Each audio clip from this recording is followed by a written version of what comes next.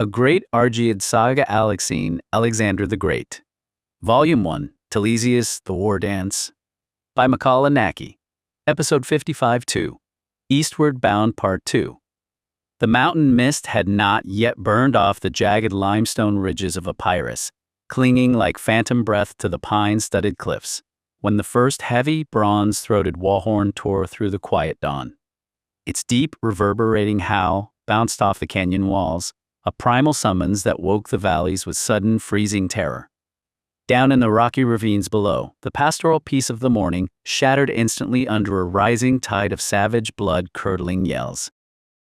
Out of the dense, shadow-shrouded timberline burst the Illyrian warbands, a terrifying living avalanche of lean, heavily tattooed muscle draped in blood-matted wolf pelts and carrying large, round leather shields scarred by 100 skirmishes. Moving with the supernatural mountain goat agility of men born to the crags, they descended the slopes at a dead run, their bronze-tipped spears catching the pale morning light like a descending wall of falling stars. They crashed directly upon the outlying pastoral settlements of the Molossian herdsmen with the relentless fury of a flash flood. In the central courtyard of the chieftain's fortified steading, panic erupted in a violent wave of motion and sound. Mothers screamed, frantically bundling crying infants into their arms and driving children toward the grim safety of the central stone keep, while bent, white-haired elders strained their failing muscles to drag heavy, splintered oak beams across the main gates, just as the first wave of raiders slammed against the timber. Near the southern perimeter wall, young, unseasoned guardsmen scrambled desperately, their fingers fumbling with wet sinew as they strung their composite bows and braced their heavy ash spears against the oncoming human tide. The air suddenly shrieked and darkened. A whirring cloud of iron-tipped javelins whistled down from the higher slopes, a lethal rain of iron that clattered deafeningly against the stone parapets and drove deep, vibrating shafts into the blood-soaked earth. "Hold the line!" A regional commander roared, his face blackened with soot and sweat, his voice cutting through the rising din of metal on metal as he violently shoved a weeping, trembling recruit back into position behind a dented bronze shield. "Do not break.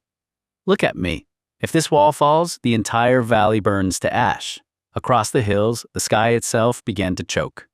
Black, greasy pillars of smoke billowed heavily into the pale atmosphere as farmhouses, olive presses, and winter grain stores were put systematically to the torch. Epirus was under total siege, its ancient, rugged passes violently tested by the northern tide, forcing the mountain clans into a desperate, bloody struggle for survival before the storm could reach the beating heartland. The hearthfire in the high stone hall of Molossia cast long, dancing shadows across the map spread before them, but it did little to thaw the deep, lingering chill of the mountain night.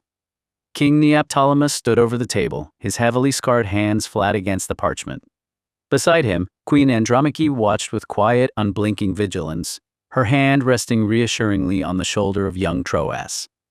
General Lycomedes stood near the entrance, his arms crossed over a bronze breastplate, his dark eyes fixed on the heavy oak doors, as if he could already hear the distant thud of Illyrian war drums echoing up the pass.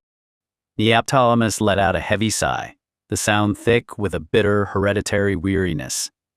"They are massing in the upper valleys again," Neoptolemus murmured, his voice cracking slightly with the strain of a king who inherited a kingdom built on shifting sands and bone ash.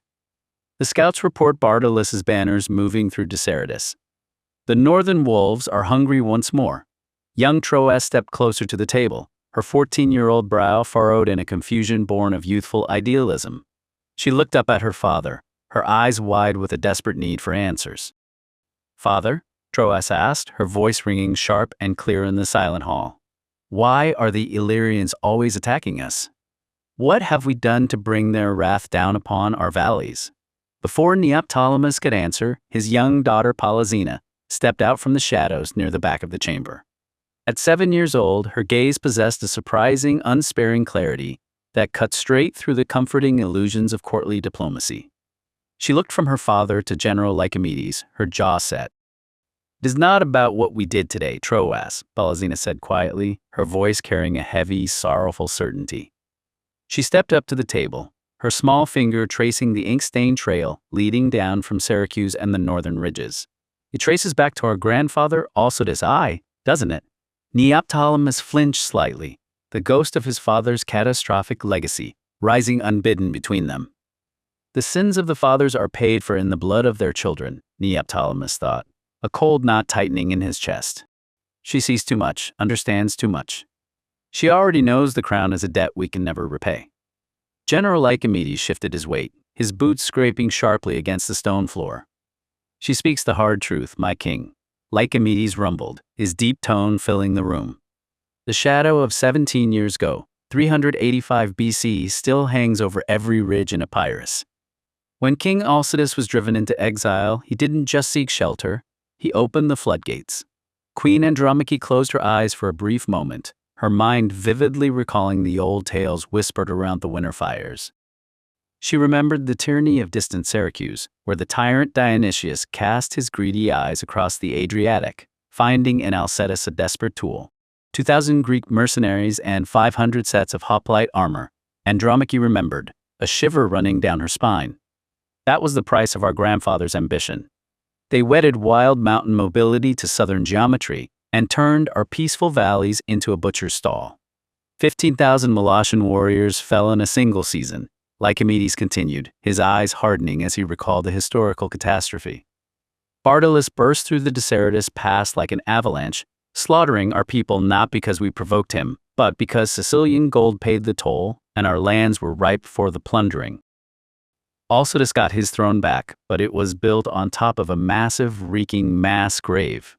Neoptolemus slammed his fist softly against the table, the parchment trembling beneath his palm. And though Spartan iron under Agesilaus drove them back eventually, the damage was etched into the very soil of the Balkans, Neoptolemus said, his voice rising with bitter realization. Bardylis learned that our valleys are soft, and that the northern war machine can't break any gate if it strikes hard enough.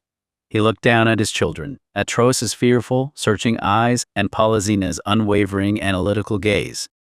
The terrifying truth of their royal inheritance settled over the room like a shroud. The north is a hungry beast, my children, Neoptolemus whispered, the firelight catching the grim lines of his face. And until we build an unyielding wall of our own to tame the storm, our valleys will always belong to the wolves.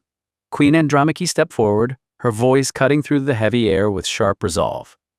My king, we had better call your brother. You both need to work on this together and put your personal issues aside. If this keeps happening while the kingdom is divided in two, we will fall. Send for him, fetch him now. He's likely thinking the exact same thing. The fire in the hearth hissed softly, the sudden sharp sound cutting through the heavy silence that had fallen over the stone hall. Neoptolemus stiffened, his fingers locking tightly around the edge of the wooden map table. The name of his brother, Arybbas, hung in the air between them like a ghost, raw and bitterly contested. Ever since the kingdom had been split between them following their father, Alcetas's death, pride and old wounds had kept them isolated in their respective courts, nursing separate grievances, while the northern frontier bled. Queen Andromache stepped closer, her gaze unwavering, refusing to let him retreat behind his royal stubbornness. She speaks the truth, and it tastes like ash, Neoptolemus thought, his jaw clenching as the bitter reality washed over him. While we bicker over divided borders and ancient slights, Bardylis and his wolves circle our ridges. A divided Epirus is nothing more than a feast waiting to be carved. General Archimedes slowly lowered his arms from his chest, his eyes shifting from the queen to the king with a quiet, approving nod. The queen is right, my king, Archimedes rumbled quietly. Pride does not stop a spear, and a divided shield wall is easily shattered. If the Illyrians return, or a Pherae's shadow stretches this far north, you and Arybbas will burn together, or not at all. Neoptolemus let out a slow, heavy breath, the last traces of his resistance crumbling beneath the crushing weight of the crown. He looked toward young Troas and Polysina, seeing the unspoken fear in their eyes, and finally yielded. Send the swiftest riders into the upper pass, Neoptolemus commanded, his voice hard with newfound resolve. Find my brother. Tell him the northern gates are screaming, and that whatever blood lies between us must wait until we have secured a wall strong enough to hold back the storm. The mist had barely cleared from the rolling plains of Thessaly when the earth itself began to vibrate, a low tectonic rumbling that instantly shattered the crisp, fragile quiet of the morning air. Hooves. Before the advance guard of the Theban provisioners could even lift their heads from their morning hearths, a wall of dust erupted over the ridge. Out of the gray haze charged Alexander of Pherae. The ruthless tyrant, a man whose name was spat like poison from the northern ridges down to the marble squares of the Peloponnese, rode at the absolute vanguard of his elite horsemen, his bronze breastplate gleaming with cold menace. His sharp predatory eyes scanned the shallow basin below until they locked onto the prize, the advance merchant and foraging train of the Theban expeditionary force. These were the men operating weeks ahead of the main army, tasked with scouting locations, clearing trade paths, and establishing the vast, intricate logistical grid required to feed a moving military juggernaut. Caught completely flat-footed in the open basin, the Theban provisioners scrambled in sheer, unadulterated panic. Mules shrieked, clay crates shattered under clumsy boots, and guards dove frantically for their weapon racks. But they were too late. Pherae's horsemen descended upon them like a sudden screaming squall, sweeping in wide, terrifying circles around the supply wagons, with drawn swords flashing and savage, mocking jeers echoing off the hillsides. Look at them scurry like field mice, Alexander thought, a cruel, thin smile cutting across his face as he watched a young provisions boy trip over a grain sack and crawl backward in terror. They build their empires on paper and grand speeches, forgetting that an army marches on its belly. Cut the belly, and the giant starves. There was no glorious clash of steel here, no honorable martial combat fought under the gaze of the gods. This was psychological warfare, executed with cold, calculated cruelty. Alexander reined his massive, foam-flecked warhorse directly into the center of the camp, its iron-shod hooves stomping violently inches from the lead merchant's boots. The tyrant did not draw his sword. He wanted something far more devastating than a quick death. His hardened, dead-eyed gaze swept slowly over the towering crates of golden grain, heavy amphorae of oil, and salted meats, treating the human beings standing before him as nothing more than inconvenient obstacles. Clack. Thud. The iron-shod hooves of Alexander's warhorse beat a restless, mocking rhythm against the hard-packed earth as the tyrant leaned forward over his saddle, his breath pluming in the chill morning air. Tell your masters in Thebes that Thessaly does not bow to Boeotian chains, Alexander snarled, his voice slicing through the terrified, whimpering murmurs of the captured merchants like a jagged blade. Let them choke on their own ambition. You come north thinking you are the masters of this corridor, collecting tribute and playing at empire. Take what little you can carry on your backs and crawl back to your generals. Let them see what remains of their grand supply line. The lead merchant's jaw worked silently, his chest heaving as a cold sweat broke across his forehead. We are dead men, he thought, his fingernails biting deep into his palms as he stared up at the towering, bronze-clad menace. If we return empty-handed, Pelopidas will hang us for treason. If we stay, we starve. Do it, Alexander commanded softly. Rip. With a sharp, dismissive jerk of the tyrant's hand, the Pheraean raiders descended upon the wagons. The harsh, tearing sound of heavy burlap ripping open filled the air, instantly followed by the dry, cascading hiss of golden wheat and barley pouring out onto the ground. Crunch. Squelch.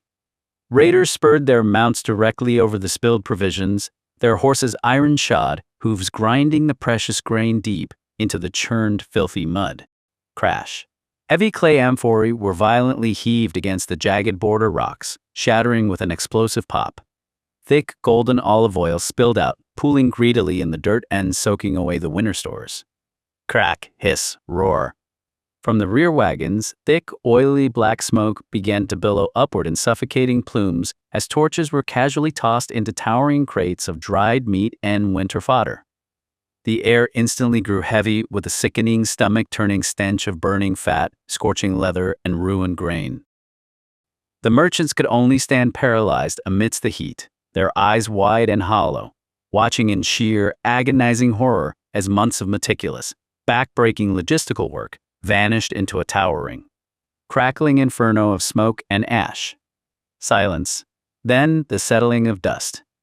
The thunder of Alexander's retreating cavalry faded into a distant, mocking echo, leaving only a heavy, choking haze hanging motionless in the crisp morning air over shattered amphorae and desecrated fields. For a long, terrifying moment, the surviving provisioners remained frozen like statues among the smoldering embers of what was supposed to be the vanguard's next secure, welcoming encampment. "Look at this," one young merchant whispered, his voice trembling violently as he stared down at the churned, blood-reddened mud mixed with trampled barley. "We are walking corpses. They didn't just ruin the stores, they stripped us clean down to the bedrock. If Peloponnes's vanguard arrives here expecting food, shelter, and warmth, they'll find absolute nothingness. We won't survive a single day's march through the high valley without provisions.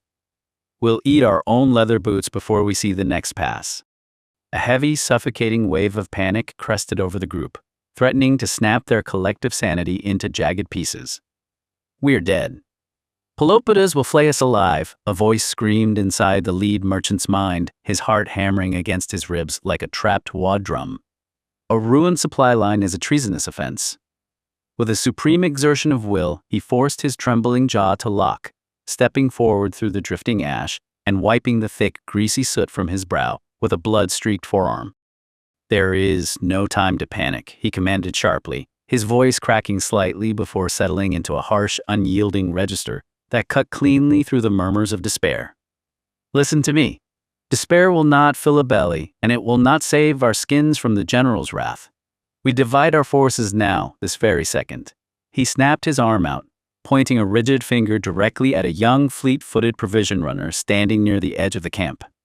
"You," the merchant barked, "drop your pack. Strip yourself of every ounce of weight. You have to run, chase the main column down the southern trail, find General Peloponnes before sunset, and alert him to this catastrophe immediately. Tell him the supply line for this entire sector has been gutted to the bone." The young runner swallowed hard, his throat dry as bone, his eyes wide and dilated with the crushing weight of the mission. He gave a sharp, desperate nod, turned on his heel, and sprinted southward into the dust. "The rest of us," the lead merchant continued, turning back to the stunned, hollow-eyed survivors, his gaze burning with grim determination. "Half of you stay right here. Watch the perimeter, sift through the smoldering ash, and salvage whatever unblemished grain or scorched dry meat you can claw out of the ruins. Every single kernel matters." He swept his arm toward the steep, winding mountain trails leading into the limestone cliffs. "The rest of you with me, we ride and run for the nearest friendly farming hamlets tucked away in the upper pass.